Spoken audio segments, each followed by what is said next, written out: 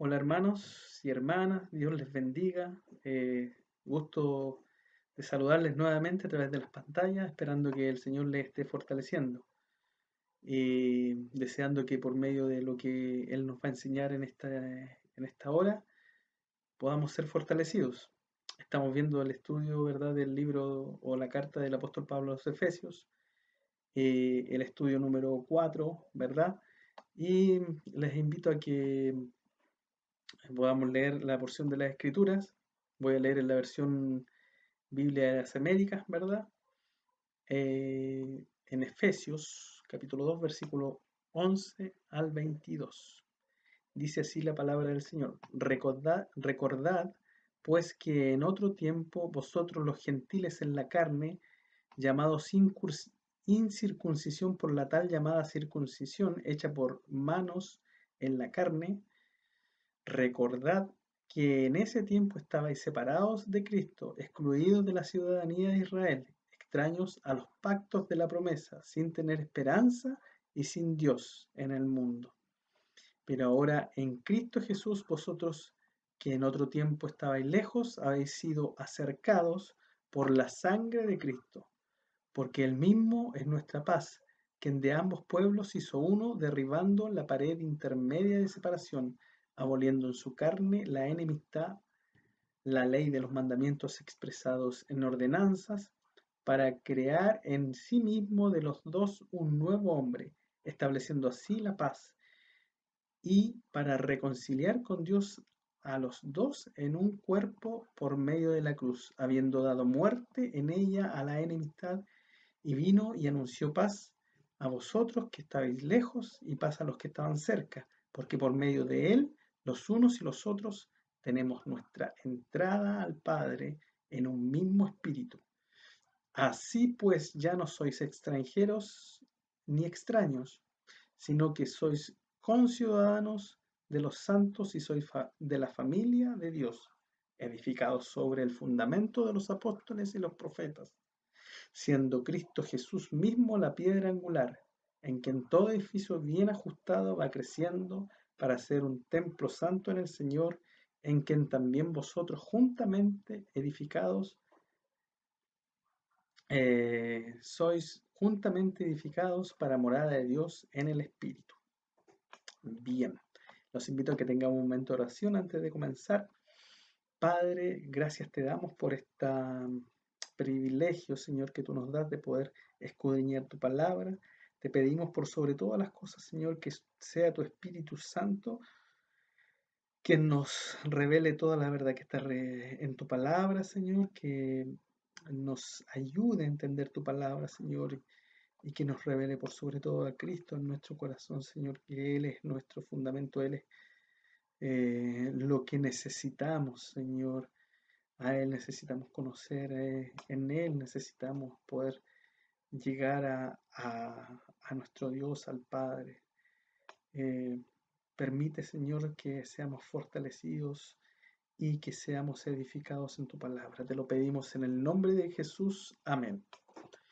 Bien, hermanos, voy a comenzar bien haciéndoles una pregunta. Dice, si pudieras preguntarle a las personas en la calle cómo definen lo que es iglesia, ¿qué crees que te dirían?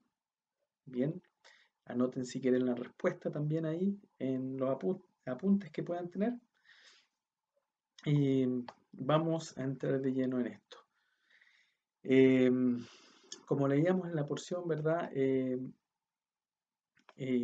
texto nos trata de aclarar la verdadera razón de los contrastes de en otro tiempo y ahora, tal como lo menciona Pablo y como en donde leíamos y como también lo veía la semana pasada nuestro hermano Sebastián Leiva, ¿verdad?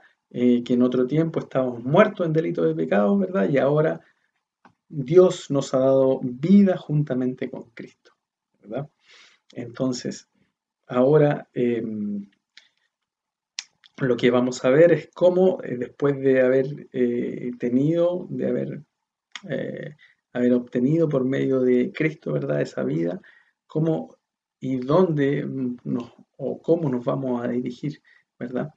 El texto ahora habla de que Dios hizo de dos naciones una sola por medio de la sangre de Cristo derramada en la cruz. Y el texto nos va a hablar de la naturaleza de este nuevo pueblo, de esta iglesia, donde nace y cómo se sustenta, ¿verdad?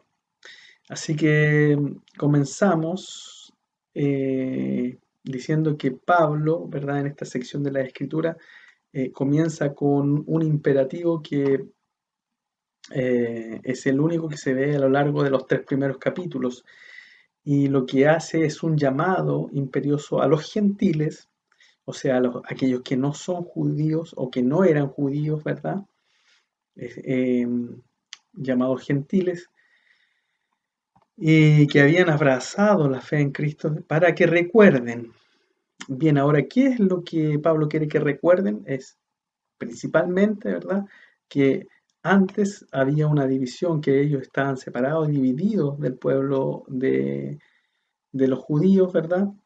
En esta separación de carácter racial, de carácter étnico, ¿verdad? Cultural, pero por sobre todo quiere que sepan que ellos estaban lejos y apartados e ignorantes de Dios y de sus promesas.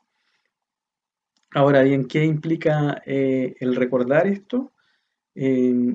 Para Pablo, sin duda es importante que ellos, como gentiles, tuvieran conciencia y recordaran que antes estaban separados de Dios, como decía, y en su debilidad humana.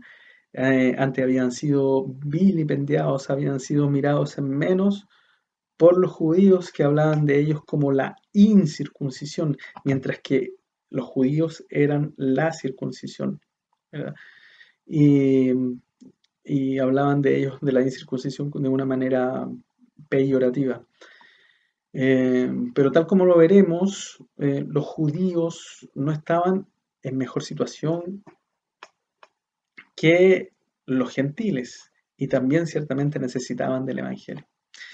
La palabra sarx, que se traduce como carne acá en el texto en versículo 11, y la cual Pablo utiliza comúnmente como para demostrar o definir la naturaleza pecaminosa del hombre, en esta ocasión y en esta parte, y según la mayoría de los eruditos, alude al contexto de el ser humano apartado de Dios. Eso es lo que quiere mostrar en esta parte, ¿ya? Condición en que vive la mayoría de las personas y en contraste con lo que es la vida en el Espíritu y en Cristo. Aunque los judíos, ¿verdad?, afrentaban a los gentiles llamándole, como decía, la incircuncisión, Pablo eh,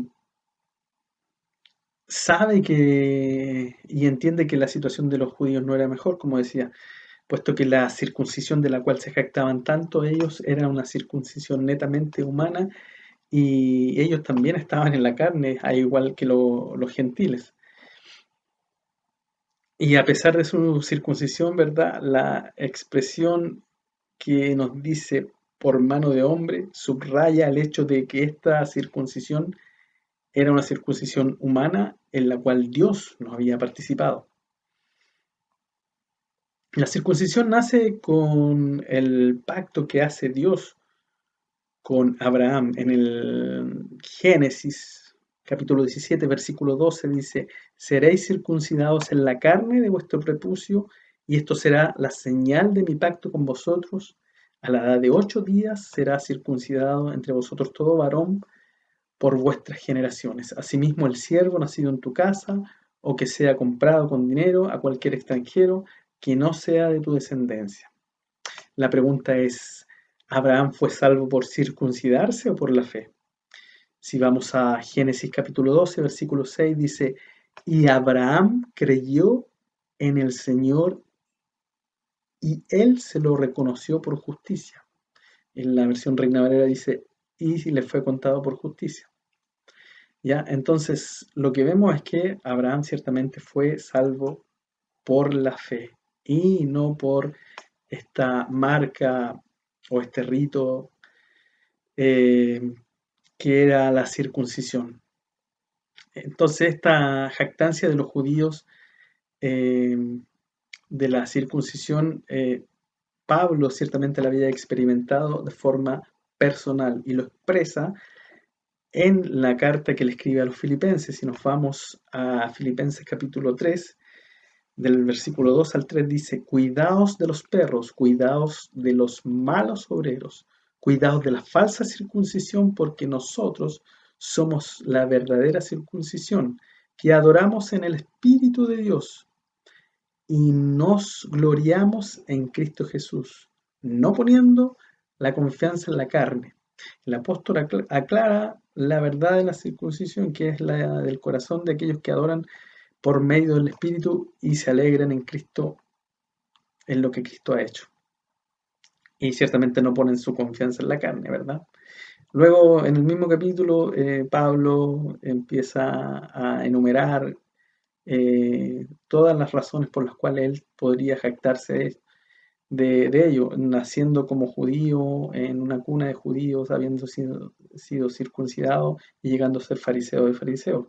Pero su reflexión final es la que señala el capítulo 8-9, que dice, y aún más yo estimo como pérdida todas las cosas en vista del incomparable valor de conocer a Cristo Jesús, mi Señor, por quien lo he perdido todo y lo considero como basura a fin de ganar a Cristo y ser hallado en Él, no teniendo mi propia justicia derivada de la ley, sino la que es por la fe en Cristo, la justicia que procede de Dios sobre la base de la fe.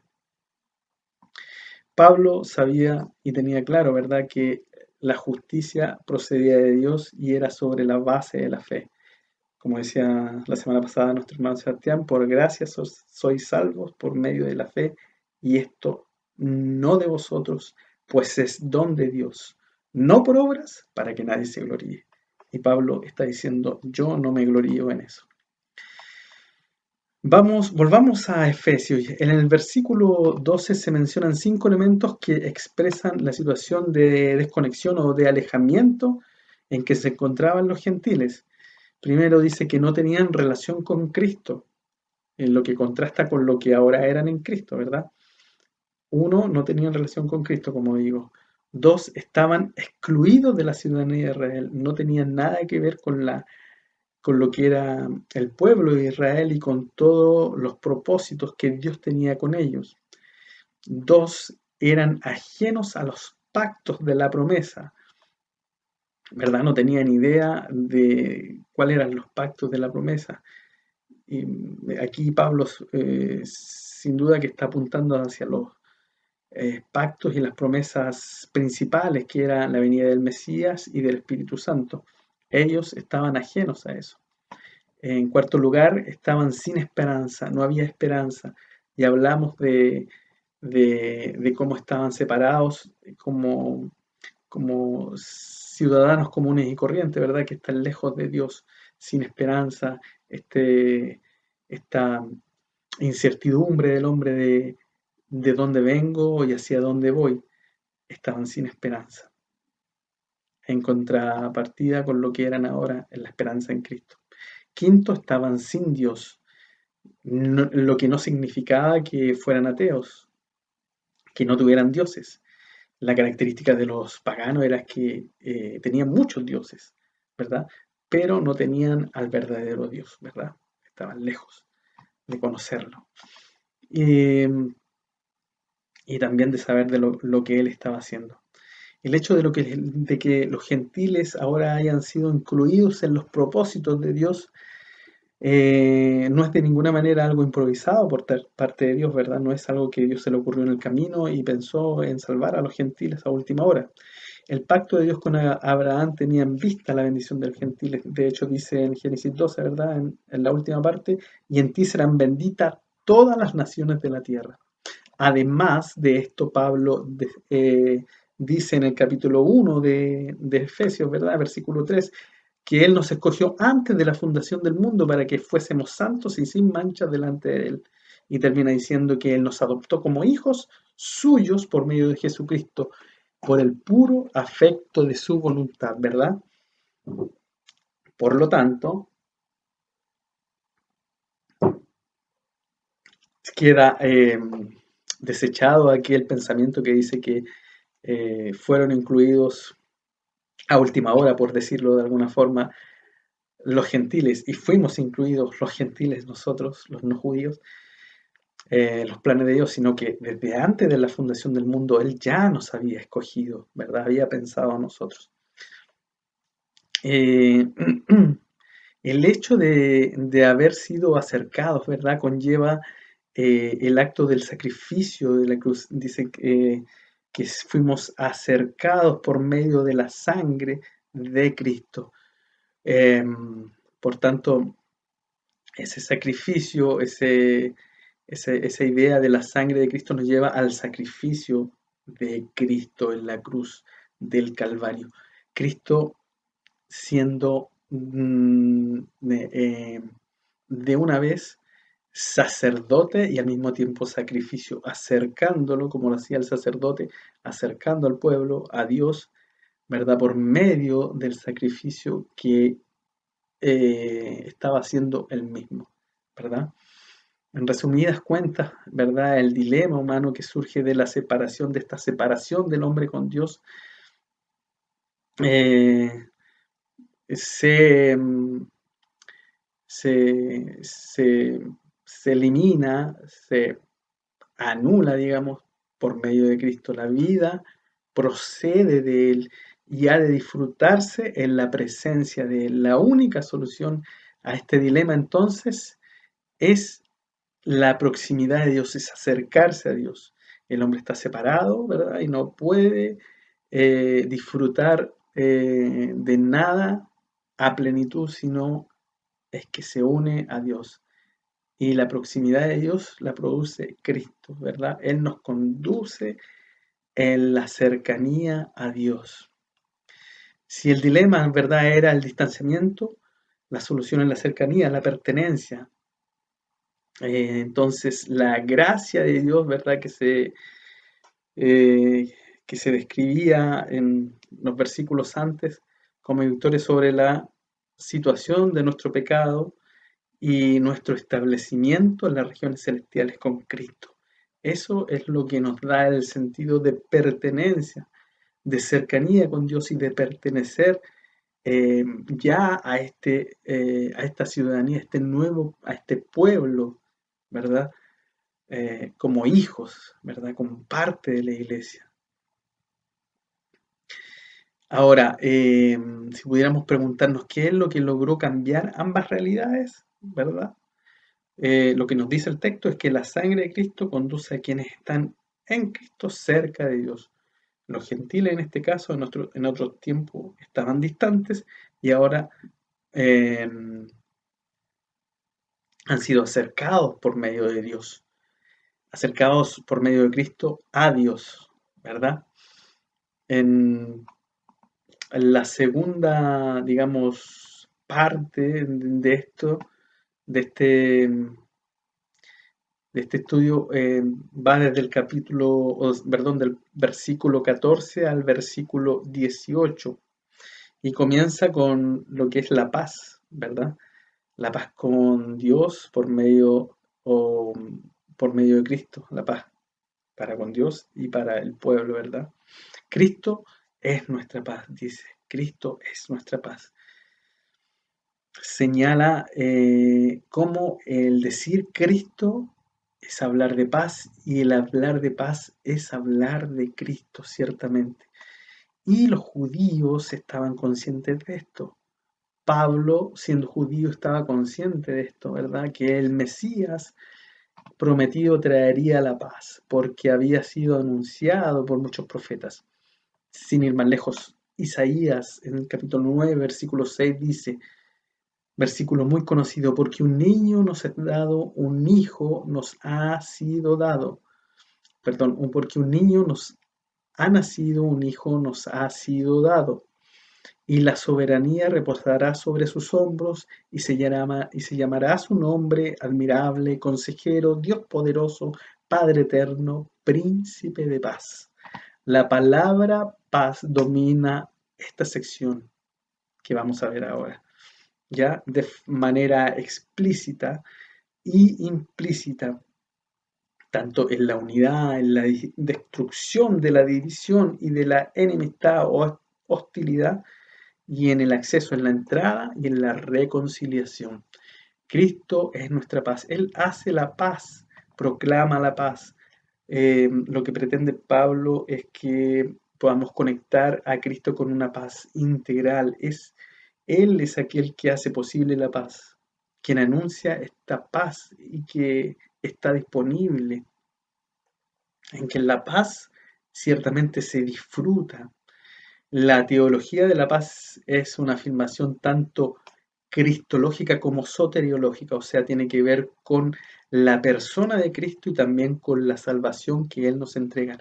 La palabra que se traduce como paz e Irene, ¿verdad? Aparece 43 veces en las cartas de Pablo, 8 de las cuales aparece en el libro o en la carta de Pablo a los Efesios. Por tanto, la paz es un componente central y fundamental en la teología que Pablo enseña. ¿Qué es paz? Paz no es meramente un cese de la hostilidad. Es un término que abarca la totalidad, como decíamos, de la salvación y la persona de Cristo. Y lo que es la vida con Dios. El trasfondo para los judíos del Antiguo Testamento es el shalom, ¿verdad? Que denota eh, para ellos el vigor, el bienestar físico, la prosperidad, la seguridad, las buenas relaciones y la integridad. El concepto es mucho más, ¿verdad? Entonces, podemos decir, es mucho más que ausencia de conflicto. Se refiere más bien a una manera en que se debe vivir la vida, ¿verdad? Pero sin duda que es un don que solo Dios puede dar y que se puede recibir en su presencia. La división y la hostilidad han de ser destruidas por medio de la paz. La unidad y la paz son establecidas. La paz y la reconciliación se producen tanto en un nivel horizontal, ¿verdad? Entre los pueblos, entre los hombres, tanto judíos como gentiles, como también vertical. Inicialmente, el mayor acento se da en la paz horizontal que se establece entre judíos y gentiles en Cristo. Ambos son fundidos en un solo ser. Por otro lado, la expresión Él mismo nuestra paz describe la dimensión vertical, o sea, la paz que obtenemos en Cristo con Dios. La hostilidad de la humanidad eh, y, eh, y lo que se explicita, ¿verdad? En las palabras dio muerte a la enemistad, nos lleva a entender, ¿verdad? Que Cristo no solo se une a judíos y a gentiles en un nuevo ser, sino que se funde en un solo cuerpo en la presencia de Dios, ¿verdad? Dejando ya esta hostilidad del ser humano con Dios de lado. Él rompe esta hostilidad, esta enemistad que había entre el hombre y Dios, uniéndolos a Dios y también uniéndolo el uno al otro, como decía, en un solo cuerpo en la presencia de Dios. Pablo habla también de que somos un cuerpo en Cristo, ¿verdad? La expresión anuló la ley o derribó la pared intermedia de separación, aboliendo, dice, en su carne la enemistad, la ley de los mandamientos. Pero básicamente se entiende como que anuló la ley. Y esto puede traer alguna confusión, pero Pablo no da por anulada la ley en lo que está diciendo, como palabra de Dios y como guía moral. De hecho, En el capítulo 6, versículo 2 de esta misma carta, él hace un llamado para que los jóvenes, eh, ¿verdad? Puedan practicar, ¿verdad? El mandamiento o el cuarto mandamiento que tiene que ver con honrar a los padres. Así que sería una contradicción. Así que en definitiva lo que ha sido anulado por las palabras de Pablo, lo que dice, es la serie de reglamentos que de alguna manera excluyen a los gentiles por instrucciones de tipo ceremoniales, etcétera, etcétera. Más que eh, o dejando de lado y eh, dejando, mejor dicho, dejando vigente la ley moral de Dios. ¿Ya? Uno de los mensajes más importantes de Efesios es que los gentiles han sido aceptados por Dios en Cristo sobre la misma base que los judíos, ¿verdad? No hay diferencia, tanto para gentiles como para judíos. La, la manera, el medio para llegar a Dios es el mismo. ¿Por qué? Porque Él derribó el muro que tiene lugar en su carne. Si el problema inicial era la carne, ¿verdad? Tanto para los judíos como para los gentiles que estaban en la carne, como decíamos, el sentido que le da Pablo de estar lejos, apartados de Dios, si ese era el problema, ahora Dios está también resolviendo, solucionando este problema en la carne, o sea, con la encarnación de Cristo, ¿verdad? Y eh, mediante su muerte en la cruz. Jesús le dijo a sus discípulos allá en el aposento alto, antes de llegar a la cruz, en la cena, partiendo el pan, este es mi cuerpo que por vosotros es partido. Así les decía, ¿verdad? Y aquí Pablo lo está eh, en, también mencionando de alguna manera en otro contexto.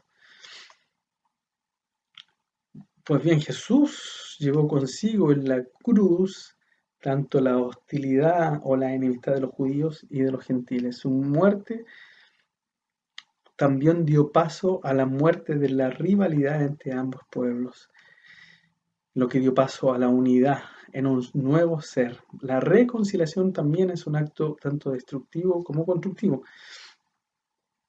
Eh, en los versículos se utilizan cuatro expresiones que afirman que ambas cosas se producen en Cristo, en su carne, en sí mismo, en su cuerpo y en él. Y no es solo que Cristo tome consigo la hostilidad y la destruya, ¿verdad? La hostilidad, la enemistad, sino que en sí mismo Él crea un nuevo ser, dice. Tan estrecha es la conexión de la iglesia con Cristo que aparece ya en la cruz como una nueva creación, la humanidad redimida. El nuevo ser es propio de Cristo. Eh, y los creyentes son incorporados como cuerpo suyo. El propósito del nuevo ser es la creación de la paz y la unidad entre judíos y gentiles. Veamos lo que dice el mismo Jesús en el Evangelio de Juan, capítulo 17, versículos 20 al 21. Dice así: mas no ruego solo por esto, sino también por los que han de creer por mi palabra, por los que han de creer en mí por la palabra de ellos, para que todos sean uno, como tú, oh Padre, estás en mí y yo en ti, que también ellos estén en nosotros, para que el mundo crea que tú me enviaste. Fíjense bien lo que dice Jesús, que ellos sean uno, que ellos, que eran sus discípulos, ¿verdad? Eh, por la predicación de la palabra pueden alcanzar a otros, muchos gentiles, ¿verdad? Para que todos sean uno, así como Él es uno con el Padre. Estas palabras las dijo Jesús, o esta oración que hacía Jesús la hacía justamente antes de llegar a la cruz. La unidad sin duda es un tema fundamental en esta carta. Y desde el versículo 14 al 18 aparecen 4 afirmaciones sobre la unidad.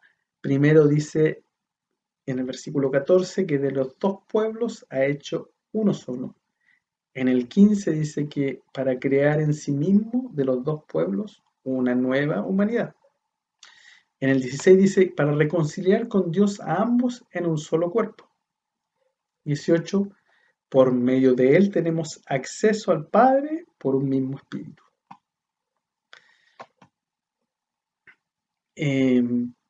Dios es el que lleva, ¿verdad? Siempre a cabo la iniciativa para llevarte a la cruz. La cruz, este acto por el cual o por medio del cual Dios reconcilia consigo al mundo, como dice la palabra, o al ser humano.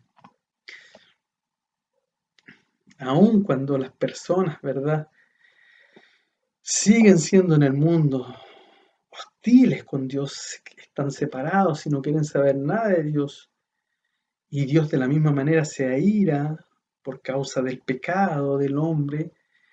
No obstante, de igual manera, Dios sigue amando, ¿verdad?,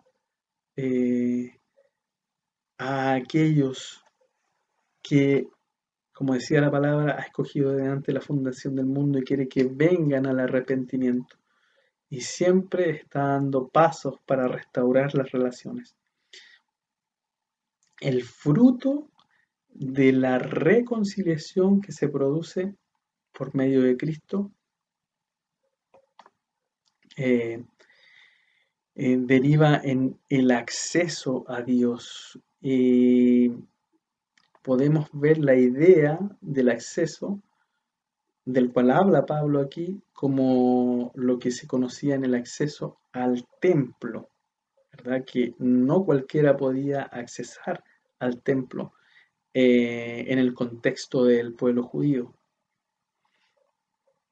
Ahora, veámonos lo que nos dice Hebreo con respecto a esto en el capítulo 10 del versículo 19 al 22. Dice, entonces, hermanos, puesto que tenemos confianza para entrar al lugar santísimo por medio de la sangre de Jesús, por un camino nuevo y vivo que Él inauguró para nosotros por medio del velo, es decir, su carne, y puesto que tenemos un gran sacerdote sobre la casa de Dios, acerquémonos confiadamente, con corazón sincero y en plena certidumbre de fe, teniendo nuestro corazón purificado de mala conciencia y nuestro cuerpo lavado con agua pura. A través de Cristo, ¿verdad?, podemos llegar confiadamente al trono de Dios, a la presencia misma de Dios. Este texto y lo que nos muestra Pablo en la carta a los Efesios hace evidente el lenguaje del templo, especialmente en el cual se introduce, ¿verdad?, el Espíritu en el cuadro como medio de acceso al Padre. El Espíritu es el agente de incorporación y la unión, aquel que nos trae la presencia de Dios. Dice, por medio de Él nos unió a los unos con los otros, tenemos nuestra entrada al Padre en un mismo Espíritu. Entonces, si nos preguntáramos de qué manera Cristo logró la paz con Dios y con otros, podríamos decir que Cristo es el cumplimiento de las profecías y de la ley por medio de su obediencia hasta la muerte y muerte de cruz. Logró él derribar toda barrera e impedimento para que todos los hombres tengan por medio de la fe en él acceso libre al Padre, porque a través de Cristo se satisfizo la ira de Dios, logrando la reconciliación y la paz para con Dios. Y todo aquel que vive por fe sin ninguna distinción puede ser parte de esta familia santa, fundada en Cristo, y que crece continuamente siendo morada de Dios en el Espíritu.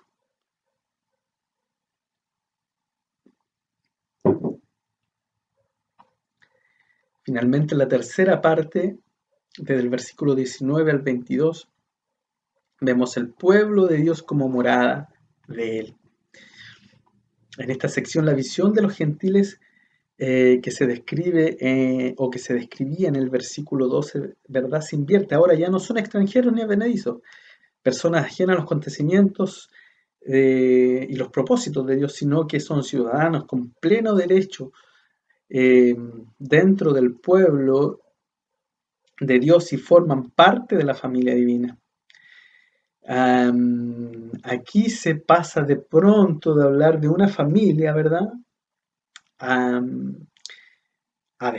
describir a un edificio y a continuación también se termina específicamente en un templo. La expresión conciudadano de los santos, en esta expresión el propósito de Pablo es expresar que quienes habían sido excluidos de los privilegios de Israel ahora tienen acceso a ellos. Pero debemos decir, sin embargo, que los gentiles no se convierten de ninguna manera en Israel, ¿verdad? Sino que comparten con Israel. Esto nos da un sentido no de igualdad ni de uniformidad a la iglesia. Somos todos distintos, ¿verdad? Pero sí un sentido de unidad. Somos uno en Cristo, ¿verdad? Pero distintos los unos de los otros. No era la idea de que los gentiles se convirtieran en judíos, sino que judíos y gentiles se convirtieran en el pueblo de Dios, en la iglesia santa de Dios. La expresión, el fundamento de los apóstoles, en los profetas, la iglesia y todos los cristianos como parte del edificio se fundamentan en la revelación, ¿verdad? Y la instrucción transmitida por los apóstoles y los profetas que hablaban de parte de Dios, ¿verdad? Y traían el mensaje de Dios al pueblo. Sin embargo, Jesucristo ocupa un lugar único en este fundamento, como la piedra angular, ¿verdad? En Isaías 28:16 podemos ver que dice, por tanto, así dice el Señor Dios, he aquí pongo por fundamento en Sión una piedra probada, angular, preciosa, fundamental, bien colocada. El que crea en ella no será perturbado. Así que se refiere claramente a una piedra fundamental. Las piedras angulares de los edificios antiguos eran las piedras principales de la carga que determinaban la línea del edificio. Primero estaba la piedra angular, ¿verdad? La que determinaba las líneas del edificio, como decía, y luego venían el fundamento, que en este caso se describe como los apóstoles, pero la piedra principal, la piedra angular, era Jesucristo mismo. Este texto que leíamos de Isaías era muy importante para los judíos y llamaba a la promesa de la seguridad en momentos de zozobra, en momentos de destrucción, que aunque se produjera una inundación que se llevara todo, ¿verdad? La piedra angular permanecía ahí, la piedra angular daba refugio y seguridad. Los primeros cristianos también de la iglesia encontraron en la piedra angular un título apropiado para el Mesías. Cristo entonces no es simplemente otra piedra del fundamento junto a los apóstoles, sino que su posición es distinta, mientras que los apóstoles y los profetas se les menciona por su enseñanza, la alusión a Cristo se hace y se debe a su persona y a su obra. Su persona, lo que él fue en vida, ¿verdad? Viviendo santamente, sin pecado, y a la obra en la cruz.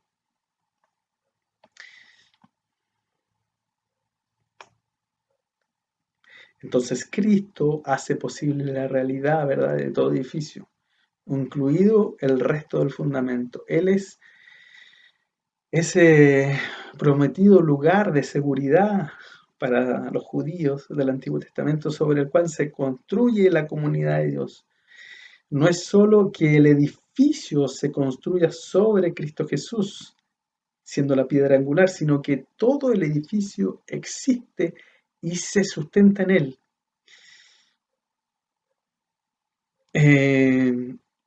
Tanto en los gentiles como en los judíos, los cuales son conjuntamente edificados en él, ¿verdad? Para ser morada de Dios, como dice la palabra, en el Espíritu. Cristo es aquel que llevó a cabo la obra de unificación en cuyo ser se encuentra Dios.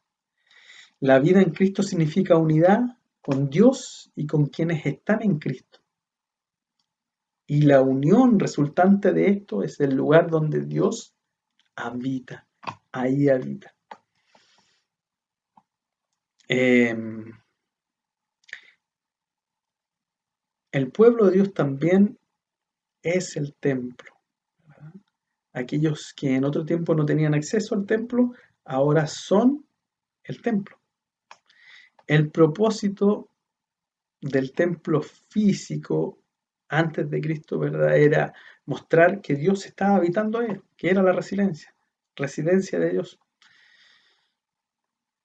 Sin embargo, el Nuevo Testamento subraya la sustitución de ese templo por Cristo mismo. Dice, aquí, en Mateo 12:6, aquí está uno más grande que el templo. Y se trataba de Jesús. Este templo, este nuevo templo construido por Jesús, ¿verdad? Es un templo santo porque Dios mora en él. Es un templo apartado por Dios para él. Este templo es santo y quienes lo forman se llaman los santos. Tú, yo, hermano, los que pertenecemos a la iglesia somos los santos. No porque no tengamos pecado, sino porque somos apartados por Dios y para Dios. De nuevo, Efesios subraya el hecho de que la vida es relacional, sobre todo la vida en Cristo. En Cristo se derriba toda la separación que se establecen en las relaciones. Y Él restablece relaciones primero con Dios, restablece nuestras relaciones con Dios. Por tanto, podemos relacionarnos directamente con Él. Y también, como hablábamos de las relaciones horizontales, podemos relacionarnos de manera pacífica, ¿verdad?, con el resto, con su pueblo. Esto es una acción que no se sitúa solamente en ese momento, sino que es una acción que se experimenta continuamente y se debe experimentar continuamente en la iglesia. Debemos observar también el enfoque trinitario que está en los últimos dos versículos, donde Cristo a través del Espíritu experimenta la presencia de Dios. Dice, para ser un templo santo en el Señor, en quien también vosotros sois juntamente edificados para morada de Dios en el Espíritu. La Trinidad presente ahí. Pregunta, si pudiéramos resumir las características de este pueblo formado en la cruz, tenemos para ello un cuadro, ¿verdad? Que está en su, en su folleto de apoyo. Y por un lado tenemos una columna que dice características y por otro tenemos una segunda columna al lado que dice implicancias para nuestras comunidades hoy. En las características voy a ir nombrando familia, implicancias, relaciones significativas. Familia, relaciones significativas o cercanas. Luego, santa, característica de este nuevo pueblo en Cristo. Santa, ¿verdad? Característica, implicancias para nuestras comunidades diferentes al carácter del mundo. Santas, ya decía, apartadas, diferentes. Debe notarse la diferencia con el mundo. Establecidos sobre el fundamento apostólico, característica, implicancias, una base de fe definida para todos. Que la Biblia, ¿verdad? Ahí está en la base de nuestra fe, en las Escrituras, en la Biblia. Luego, el Rey Jesús es la piedra angular, característica. Implicancia para nosotros, una persona como centro de adoración. ¿Quién es nuestro centro de adoración? Nuestra piedra angular, ¿verdad? Jesucristo. A Él debemos adorar. Características. Un edificio que crece unido. Implicancias. Es un grupo, no es un grupo cerrado, ni estático, ni divisivo. La iglesia no es un grupo cerrado, no es sectario. Está abierto, ¿verdad? Para todos los que quieran entrar. No es un grupo estático, está en movimiento constante, ni divisivo, no se divide, sino que está unido en Cristo y solo en Él, en la fe en Él. Luego dice, donde Dios habita por su Espíritu. Implicancias, un pueblo vivo, un pueblo seguro, santo, poderoso. ¿Por qué? Porque Dios habita en medio de ellos. Esas son las características y las implicancias que debiera tener. Un buen cuadro para revisar. Y ahora termino haciendo las siguientes preguntas. ¿Qué debería provocar en nosotros como iglesia el saber que fue Cristo y su obra lo que permitió que tuviéramos reconciliación con Dios? Esto debe provocar en nosotros una profunda adoración a Dios y a Cristo por su obra en nosotros. Una profunda humildad también, ¿verdad? Siendo el ejemplo de Pablo, a pesar de todos sus títulos, ¿verdad? Y un anhelo por Cristo, que sea el centro de todo lo que hacemos, de todo lo que pensamos, de todo lo que decimos y de todo lo que vivimos como iglesia y como personas. Segunda pregunta, ¿cómo se diferencia la definición de iglesia que se conoce hoy a la que la palabra nos ha mostrado? Hoy se define la iglesia más como una institución basada en hombres y no como una familia centrada en Cristo. Si vemos las características descritas aquí en el pasaje, veremos cuán diferente es la percepción que se tiene de la iglesia hoy y de lo que Dios espera y quiere hacer en la iglesia. Bien, hermanos, mi deseo es que ustedes puedan seguir escudriñando y revisando este pasaje. El tiempo es limitado y es tan poco lo que pudimos extraer ahora, pero es tanta la riqueza que hay en estos pasajes que yo les invito a que sigan escudriñando en esto. Van a descubrir cosas maravillosas que fortalecerá su fe y sin duda que los hará llegar a Cristo y en Él reposarán y en Él encontrarán la paz que sobrepasa todo entendimiento y la paz que principalmente es la paz con Dios en Cristo. Y Cuando vivimos en la presencia de Dios por medio de Cristo, también nuestra paz se hace más permanente. Así que el Señor les bendiga y nos estamos viendo en un próximo estudio. Un abrazo